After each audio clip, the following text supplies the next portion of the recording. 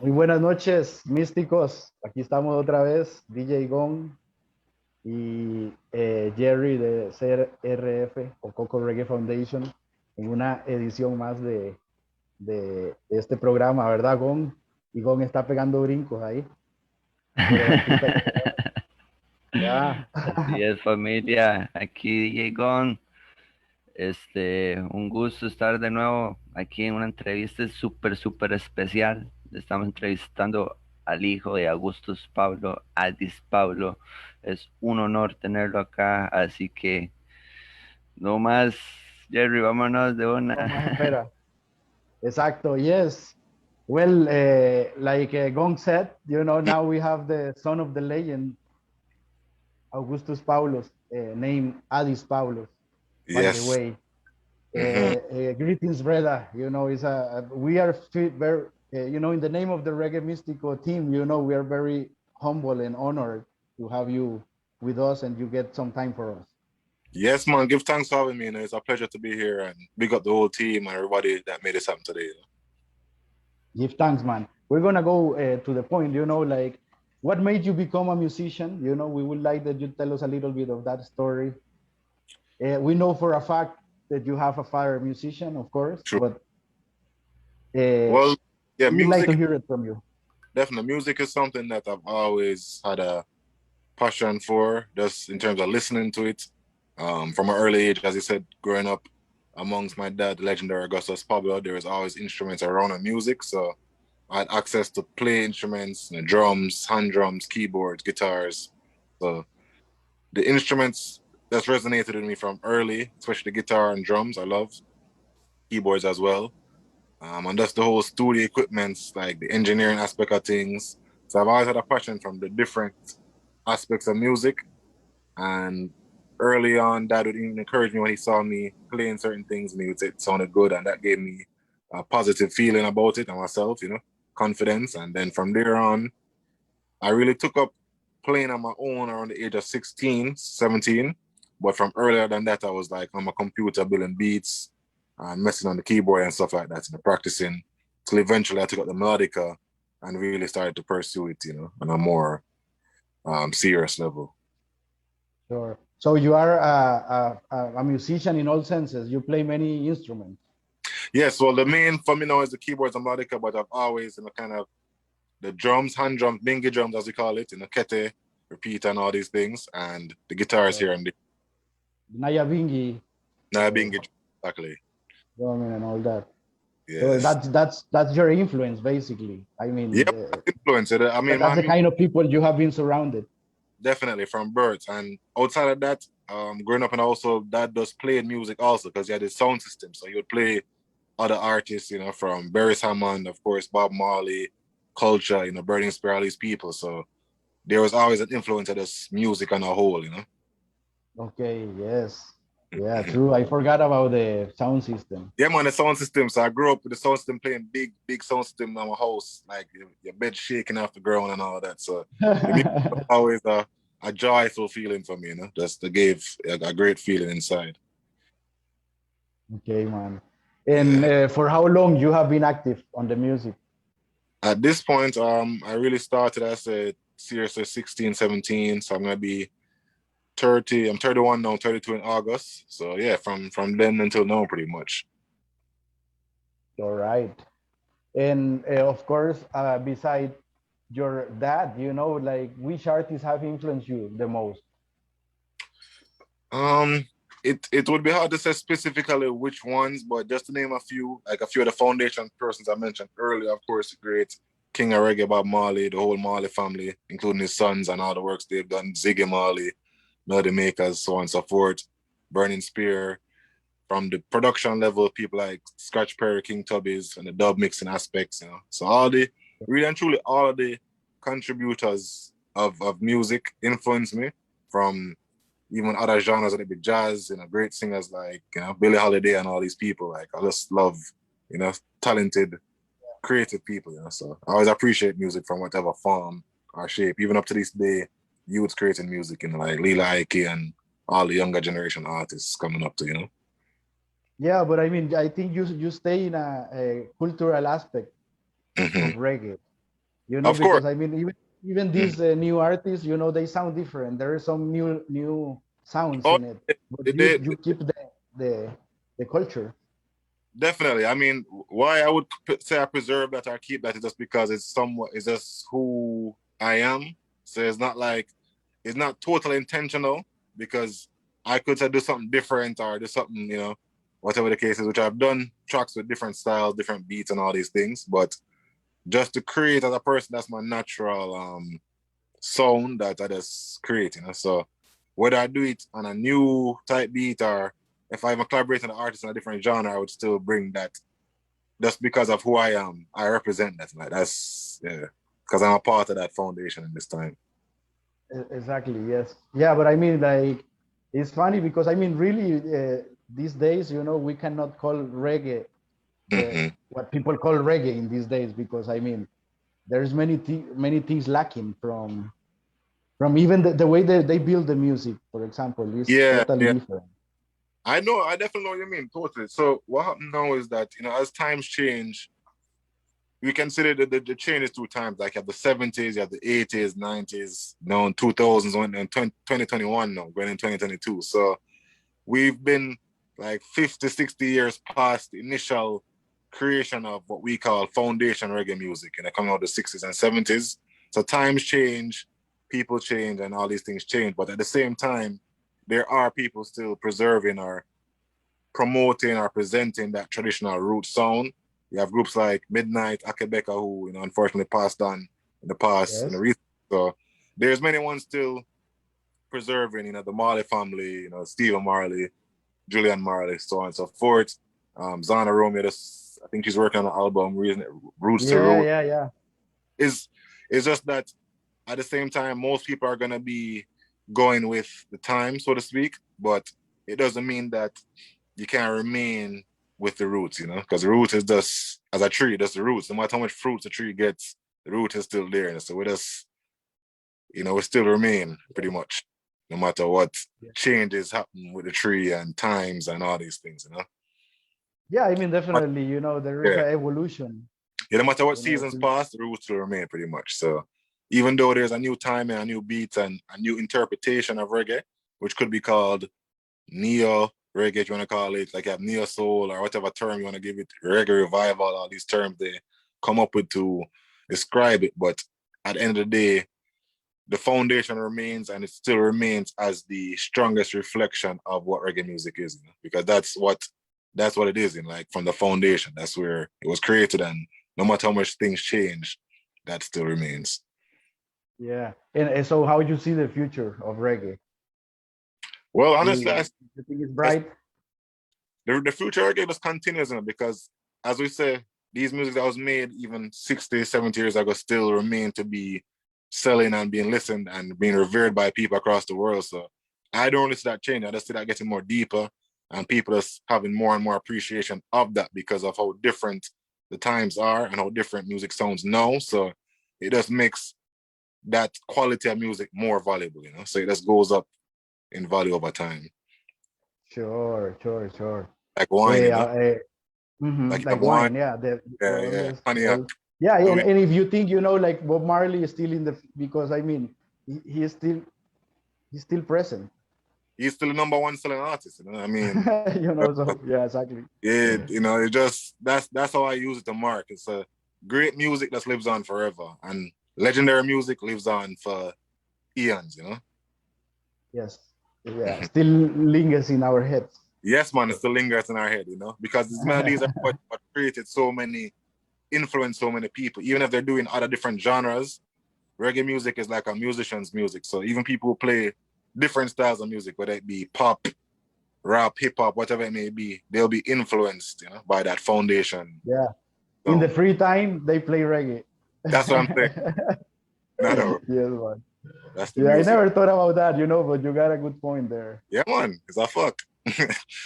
True, you know, I met many musicians, you know, and it's true, you know, like rock and roll and all these, and at the end Exactly. I hear them playing jamming or some song, you know. Because reggae music is really like joyful music, and that really give you that feeling of true connection with yourself. When you play this music, it kind of lets you hear yourself, you know. So it gives you a deeper connection to even find those other songs you might need to find, or just have a good time, whichever one. Ok. Gon, ¿todo bien, Gon? Todo bien, man. Está escuchando al hermano. Hágase usted la otra preguntilla ahí. La 4 es. ¿Cuál es la 4? Okay. Addis, it's a pleasure have you here. I have that question. Okay. He said, how important are you a spiritual belief of the creation of your music? Because sometimes When you create your music. when I hear your music, make me like meditate and feel like, I don't know, like more being in conscious, and you in ire. Yes, it's a very important factor for me, because for me, music is a form of therapy and a form of reconnection, or just putting yourself in that place of solitude, if you don't call it, or serenity, and these type of words, where you just feel at peace with yourself and just everything that's happening, even if you're in a stressful moment or in a challenging moment, or even if you just want to be happy, or you're just going through some things, whatever it may be, you're going through on a day-to-day basis. Music is that tool for to help me, even as myself as an individual, just get to that place of calmness and knowing how to move forward. So it's definitely it plays a very significant role, And you consider yourself, I mean, like your music, Rasta music, at this, the continuation of that Rasta music, or definitely, or you wouldn't like that we put a label? No, I mean the label is already there. Or you like that label? Yeah, the label is already there because of who I am, as I said. People interpret things in their own ways, but being a Rastafarian, coming from that foundation and learning the music from that aspect, as I said earlier, with the Nyabingi drums, it's really the heartbeat music, the heartbeat sound. That's the foundation of reggae. Really, like ska, rocksteady, all these things are coming from that same place. The groundations of musicians like the early 60s and 50s with the Scatterlights, as I said earlier, and Count Ozzy and all these people, Ras Michael, Sons and Negos, so on and so forth. So that element still remains within me, and that's pretty much, what I'm presenting. So yeah, the term would be considered Rastafari music, more so than even say reggae, so to speak. But outside of that is rockers. Conscious music, or rockers, rockers, I mean, we can define it there's many definitions, probably. All these terms still relate, and it's all going back to Rastafari same way. Yeah, I mean, maybe for some people that is listening, and don't understand a little bit of the terms, when you say rockers, what are you meaning? What are you talking about? Well, rockers can describe a few different things. I mean, rockers can describe the actual style of music, meaning that the drum patterns and the bass patterns and the way the music is arranged, coming from the days of rocksteady into reggae, and rockers being 70s, the 70s. Yeah, the rockers being new form of reggae, at that time, a new style of pattern, playing, and it's pretty much continued and influenced, from that time until this time. And of course, my dad's label is Rockers International, so his music was pretty much rockers music, his style, everything. And I mean, you think that the rockers was kind of born with your father? His generation. Yeah, his generation. It was definitely his sound, that was his specific, like his sound was rockers, or instrumental music, but the style was rockers. So it could go from dub, rubber dub, or dub, whatever you want to call it, but it was really rockers music. And his generation, that age group that he was in the 70s, like turning teenagers, 1970, that generation of musicians, himself, Family Man, Earl China Smith, Soul Syndicate, some of them were a bit older, but they pretty much created that sound, Okay. Interesting, maybe one day we can have an interview of some history. As well. Yeah. You have some upcoming projects? Yeah, we just recently released the Bright Star single, which is available now on all platforms. Also have a video for it on YouTube. Before that, we released Cassava Peace Rhythm in collaboration with the Green Lion Crew, featuring people like Jabani, Mr. Williams, Medison, as well as dub versions and melodica version for myself. And upcoming on the way, we have a project with Evidence Music out of Switzerland. And that was the lead single. Bright Star was a single from that project. So that should be out later in probably September or so. Okay. We see that you have a lot of connection with Jabami. Yeah, man, Jabami, I've worked with over, how long now? Probably since 2010 or so. We first collaborated on For Love of Jah, which was one of the first EPs I released, featuring Jabami, who also Carrie Kill was on there, Ginger, Camry, and a few other artists, you know. So that was one of my first single project release, self-produced projects. And Jabami, we've been working from then, you know, right up until recent. You know each other from young, I mean from kids? No, well, Jabami's No? dad, but I actually know him from, he was a host on TV for some time when I was a youth. So he did a Caribbean show, Cross Caribbean Countdown. It was on Tempo. It was like a news, like MTV for the Caribbean, you know. So he hosted that, and he was an artist. So I kind of know him from there. But then one of my friends was from Trinidad at the time. I knew him and kind of made a connection, Rush Jammy. So that's how we connected through him. But I was aware of him as an artist, but I didn't know him personally prior to that. Okay. And you know, like in your trot, have you had some nice collaborations with other artists that you always respect, and now you have a collaboration? You know, that some foundation artists that. Yes, Or you don't have much collaborations. Yes, I've had collaborations with Scratch Perry, which of course somebody I respect from the Sly and Robin Meets Roots Relics project, as well as a few others we did together with some other producers here and there. I worked with Inner Circle at one point on a single. As far as foundation groups, of course, China Smith, you know, we collaborated a few different times. Who else? The Earl 16 on my album In My Father's House, Prince Allah, Silford Walker, you know, so I've collaborated there. All of them are great. Yeah. Silford Walker, yeah. And In My Father's House. Still hanging around. I collaborated with him, Earl 16, Exile the Brave, on Chess Deck as well, you know. Sizzla Kalonji. Cool, man. Cool. You know, like, I guess you have your melodica around, no? It's an instrument you carry everywhere. Melodica is always around, man. It's always one close. It's always one within. Okay, because, you know, we would like that maybe you can give us a little. Yeah, man, definitely. I can play. A little thing, you know, for the people. For sure. Give me a second. Let me get one. Yeah, no worries.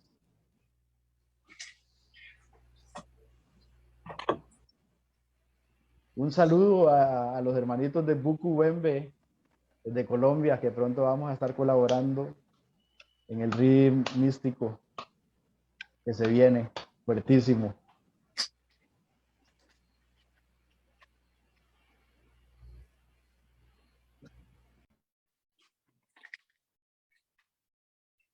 Ok, una pequeña presentación aquí.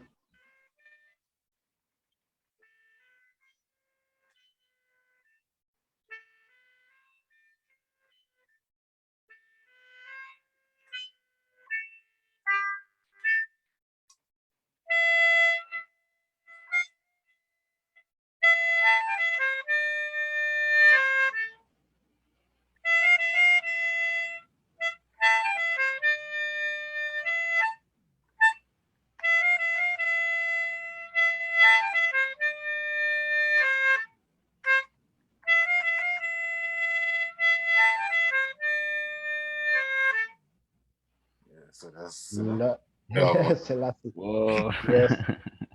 Great, man. We appreciate that so much. You know, like, Gong, ¿tiene alguna pregunta aquí que usted quisiera preguntarle al hombre, al hijo de la leyenda, hace algo especial suyo que quisiera saber, tal vez?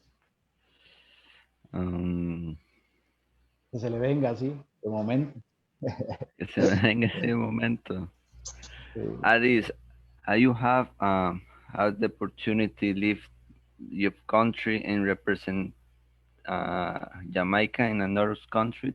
Tell us your experience.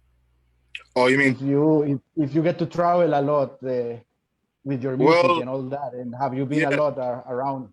I mean, well, of course, the past year or two has been a bit slow with the whole, current travel restrictions and COVID and all these different things. But over my journey, definitely I've been to Asia, Japan, places like Hong Kong, Indonesia, Malaysia, Europe, France, Spain, Norway, Sweden, London, all over the UK, here in the States as well, Mexico City, Puerto Rico a few times. Yeah, so that's some of the places. How was Japan and China or these places? It's actually crazy. Japan is a very huge market for my dad and reggae music on a whole. So the respect and the love and everything there was overwhelming. It was great experience. Nice. Yeah, because I mean, you will think, Japan, there's such a big difference in the culture. But at the end, reggae music unite people, eh? They're super passionate about reggae music. Like, they live in Jamaica. Japanese people, I believe, have been visiting and living in Jamaica for the past 30, 40 years. From an early age, I've known Japanese people that moved to, migrate to Jamaica and have families there and back and forth. And so they really, 100% with the culture. Sure. And groups like Mighty Crown, of course, like the great sounds to Mighty Crown, world champion. And right in Jamaica, there is a lot of people, right, from Japan too, or China too. Yeah, that's what I'm saying. But China as well. Chinese culture is different, but Japanese specifically with reggae music, they've been there at least I know from my early age, I've known Japanese people living there. And of course, before that and from the 70s. But Chinese people definitely have been very involved in Jamaican music business as well. So, they played a very significant role. All right, man. So, we are kind of finishing this interview and, we would like that you give a message to the new musicians of reggae, what you will tell them, well, for the new musicians some words of support. Yeah, man. Yeah. Any musician really, I just practice, stay on your instrument, learn about the business also, because that's a very important role that sometimes musicians don't get to know as much as they could about because you focus on the instrument. But if you're able to learn as much as you can or have someone around you that can help support you, a team, so things like that, and just stay true to yourself as a musician and what you love, and it will eventually there will be for you to ask you that, because in Latin America, reggae started to be like a very big thing, like it always been, but I mean lately even more. Right. And there is a lot of bands, that I see coming up, but I see that they don't worry to learn, to study the story and the culture, and that. That's why I ask you, this. Well, that's I mean, that part of it is something that unfortunately everyone is gonna do, even in say my generation come from Jamaica, and everyone they'll learn certain aspects, but they might not go deep into it, like, because there's so much history and so much to learn. But it's important depending on what you want to get out of the music, because you can still be successful and you can still achieve a lot, but it doesn't mean that you have to know these things. But knowing these things can make a difference, and it does make sense to, if you're really passionate about something, to want to learn as much as you can. That's my standpoint, but not everyone. So like, for example, you really carry your instrument everywhere. It's we give you company everywhere you go. I think that's the way you achieve to be great. Definitely. You have to grow the instrument. You have to, and the thing is, not always even playing it, so to speak. Because with me, it's not to say that you play it 24/7. Earlier, of course, no. More, but when you get the inspiration, of course. At any point you want, if you have it, you can play. So if you just think of something, if you're sleeping, just wake up, you just have an idea, you can, get it on it and practice, or you wake up and you practice it. So it's definitely important to keep your instrument with you, because it's your instrument and it's your tool. So you need to have that. You have to become you. It's and the instrument It's oneness, So once you achieve that oneness, it's always still more growth. Because music, just like life, you're always learning. So there's always something new, a new feeling, a new expression that you can create, or develop. Sure, man. Sure. Great, man. It's been a big pleasure, to talk to you. Really, I learned some things today, that I didn't know. No problem, man. That's a little bit of the story. always here, you know, and we give thanks to be able to share this information because I have learned things today about Marcus Garvey told me about, you know, experiences in Costa Rica, and so it's always an exchange, as we say, each one teach one, you know.